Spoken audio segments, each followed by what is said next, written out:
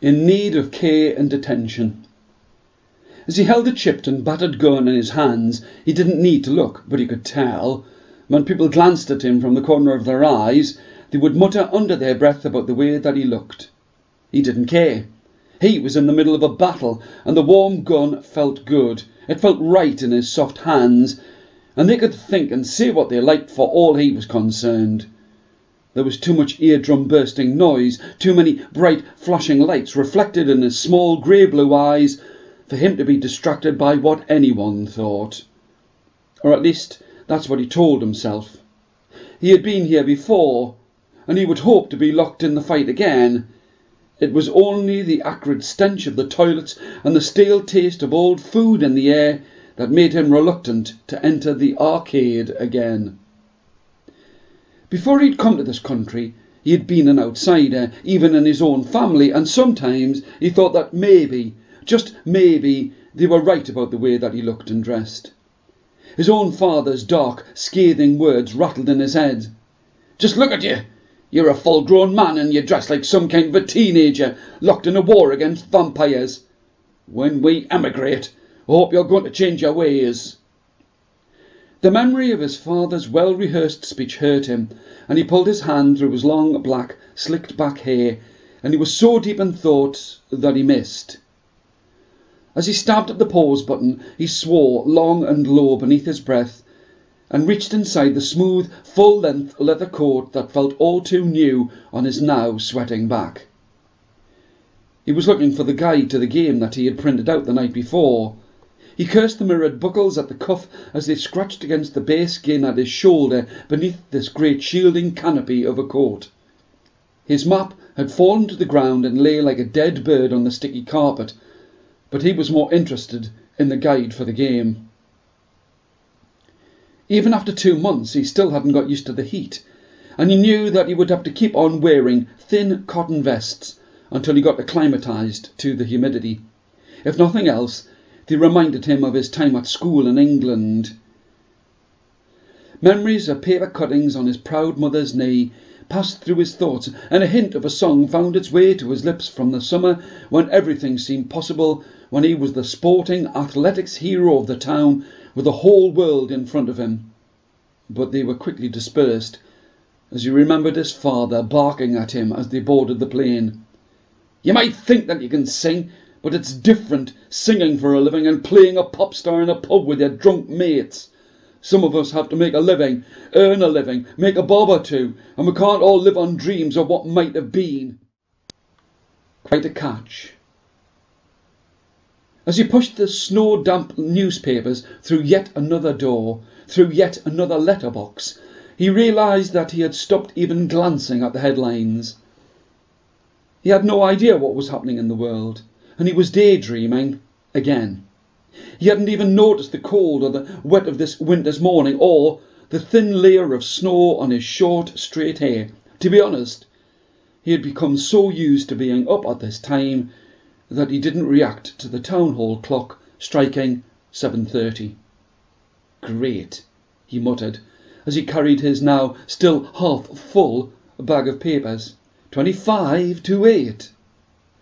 In this small seaside town, the clock was famously 5 minutes slow. "Just another 45 fun-filled minutes, and I'll be enjoying myself in school." Now here's a strange thing. As his breath steamed up the air, as the words skipped from his lips, he didn't say these words. He sang them quietly, but confidently, so as to not wake anyone up. He sang them clear and sharp, with just a trace of a Midwestern accent on the turning of the vowels. Singing made his small, green, generous eyes light up, and helped him to pass the time as he lugged the great bag of papers from one end of town to the other. Of course, he didn't just restrict himself to singing quietly when he was working. He would benefit the world with letting rip in full-throated glory when he took part in the musicals at the Tech, when he sang in the church choir, even though he knew that God didn't believe in him. Otherwise, why wouldn't he get his audition on the TV show, Show Us What You Can Do? And wild horses couldn't drag him away from the karaoke mic at every christening, marriage, funeral and engagement party in his not inconsiderably large extended family. Over the past year, his mum had allowed him to go on Saturday afternoons to busk to a backing track on the local underground as the match came out. No one in the bustling crowds paid him that much attention, but at least he was singing out loud and in front of people. At least, when he got home, he'd be able to sing to his mother, because she always encouraged him, and if the truth were to be known, he relied on her for money and advice. True, Tom did make some money with the round, but he needed more than that to go to the concerts, and she had made him pay for some of the shopping and work around the house to get enough to see his favourite bands in the nearby city.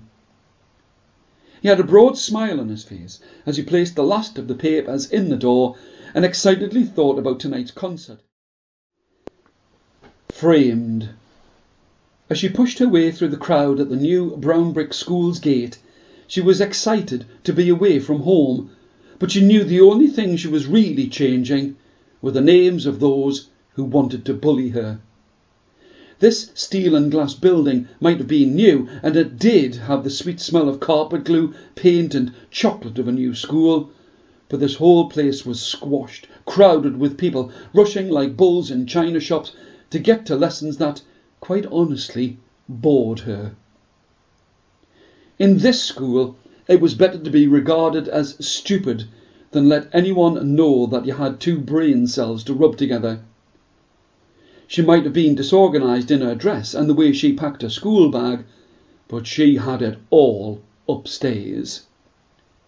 She could have answered every question in every lesson, and she had when she first arrived, but now she knew what was best, wisest, to put her hand up only once in a while, and even better, to keep the bullies off her back by deliberately giving the wrong answer so they would leave her alone, apart from the name-calling. Better to be called thick than be beaten for having a brain. As she forced her way through the crowds of seething students, she hid her face from the early cold of this dark winter's morning with the charity shop scarf that still smelt of her mother. It was threadbare, old and worn, but it hid her downturned mouth and the finger marks, wheals and welts on her face that she had earned for answering her stepmother back.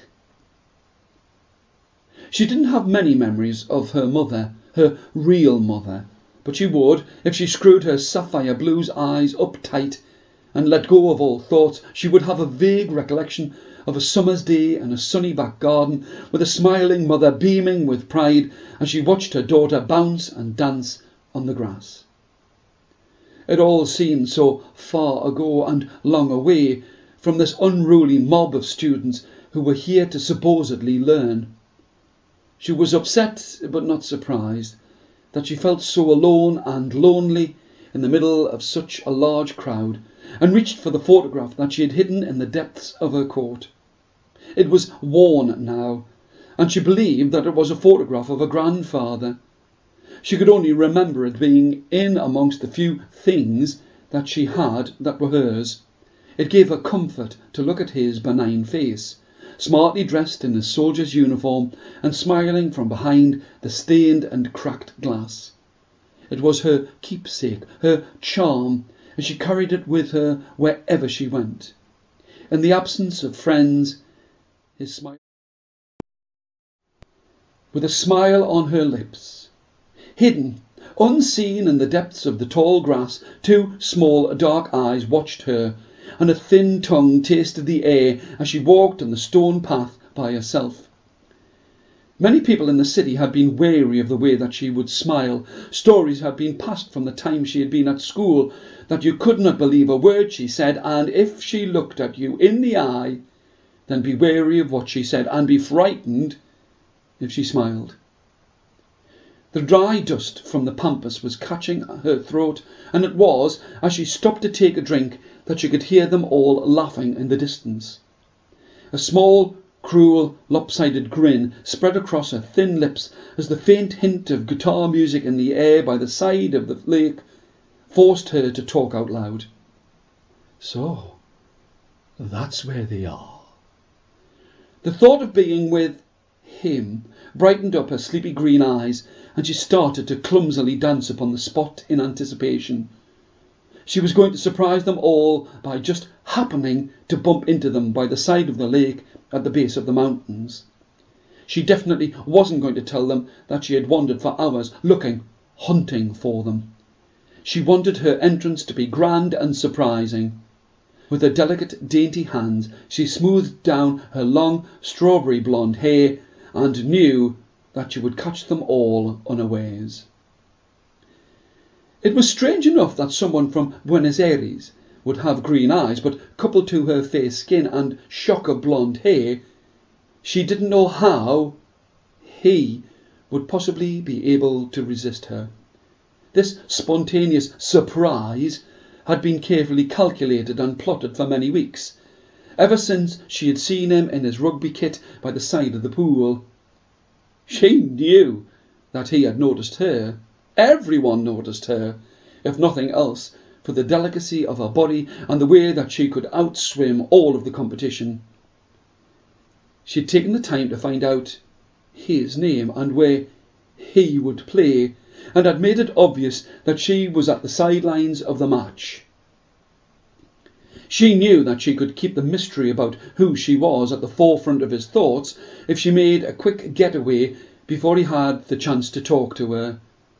If there was one thing that you could say about Jana, it was that she loved to win, but she could not bear to lose, and, like some predator, she had him in her sights, and she was not going to lose. In all of her mystical books, she found herself immersed in the possibility of spells and potions that could magically